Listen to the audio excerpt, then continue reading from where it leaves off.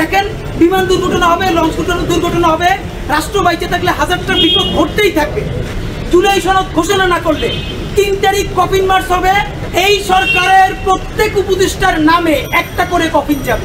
আপনাকে জুলাই সনদ ঘোষণা করতেই হবে, সময় 31 জুলাই। মিনিমাম তার 2 দিন আগে এইটাকে খসড়া ওয়েবসাইটে প্রকাশ করতে হবে। যদি না পারেন, আমরা কফিন মার্চ ঘোষণা করেছি। এই কফিন মার্চে বাংলাদেশের অগণিত শহীদ পরিবারের বাবা মা থাকবেন, হাজারো ছাত্র জনতা অংশগ্রহণ করবেন। প্রত্যেক উপদেষ্টার নামে একটা করে কফিন যাবে। কারো যদি স্বাস্থ্য বেশি ভালো হয় আগে জানাইবেন, তাহলে একটু কফিনের সাইজ বড় করবেন। এই রাজনৈতিক দায় আপনাদেরকে নিতে হবে, তাদের জন্য একটা কফিন ওখানে থাকবে। সুতরাং আগামী 31 জুলাইয়ের মধ্যে জুলাই সনদ ঘোষণা না করলে, জুলাই সনদ আদায় না কইরা সচিবালয় থেকে একজনও বেরোইতে পারবেন না। ডক্টর ইউনূস থেকে শুরু করে প্রত্যেক উপদেষ্টার কাছে চিঠি ইস্যু করছে, কুরিয়ার করে তাদেরকে পাঠাইতে কবে পাবে জানি না।